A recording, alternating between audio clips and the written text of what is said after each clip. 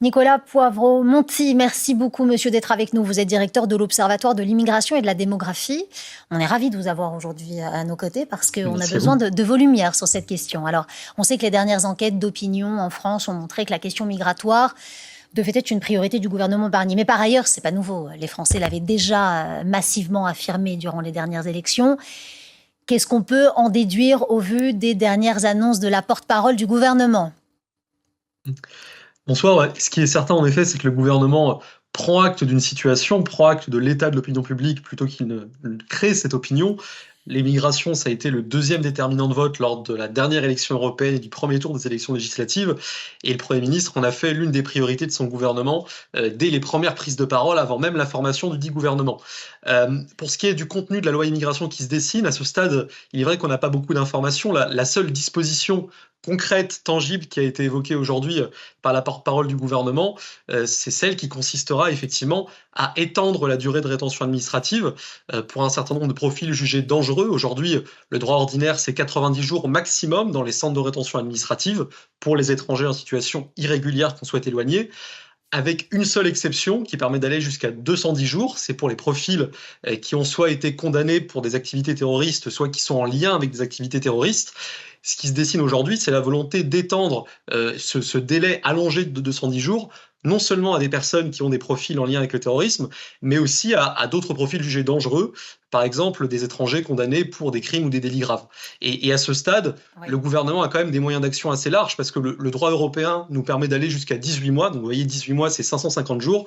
Donc si cette disposition était portée, en tout cas, elle ne retrouverait pas d'obstacle de ce point de vue-là. Pour ce qui est du rapport de force politique, c'est encore autre chose. Ah oui, absolument. On va en parler dans un instant. On va regarder de nouveau ce qu'a déclaré la porte-parole du gouvernement, Maud Bréjon. Elle dit « Nous n'excluons pas d'autres dispositions », c'est de ce dont vous nous parliez à l'instant. Et elle ajoute « Nous devons nous adapter à l'évolution des défis sécuritaires ». Est-ce que, comme certains chiffres l'annoncent, on explose vraiment les records en termes d'immigration dans le pays ? Ou est-ce qu'encore une fois, tout est une question d'échelle quand on se positionne au niveau de l'Europe ? En tout cas, ce qui est certain, c'est que la France a reçu l'an dernier des niveaux d'immigration tout à fait inédits dans son histoire. Si on prend les principaux indicateurs, le plus commun, sont les premiers titres de séjour, c'est-à-dire les personnes étrangères extérieures à l'Union européenne à qui on donne pour la première fois un titre de séjour sur le territoire national. Ce nombre l'an dernier, il a été de 320 000, ce qui est un record absolu. C'est 3 fois plus que ce qu'on accordait en premier titre de séjour à la fin des années 90. Pour ce qui est des demandes d'asile, le Premier ministre Michel Barnier a notamment beaucoup parlé de cette question de l'asile dans son discours de politique générale.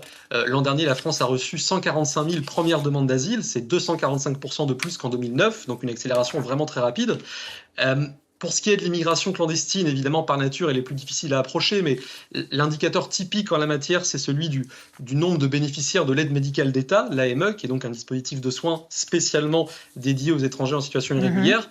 Ce nombre de bénéficiaires a triplé en moins de 20 ans. Donc c'est vrai que sur tous ces champs d'immigration, la dynamique est à la hausse.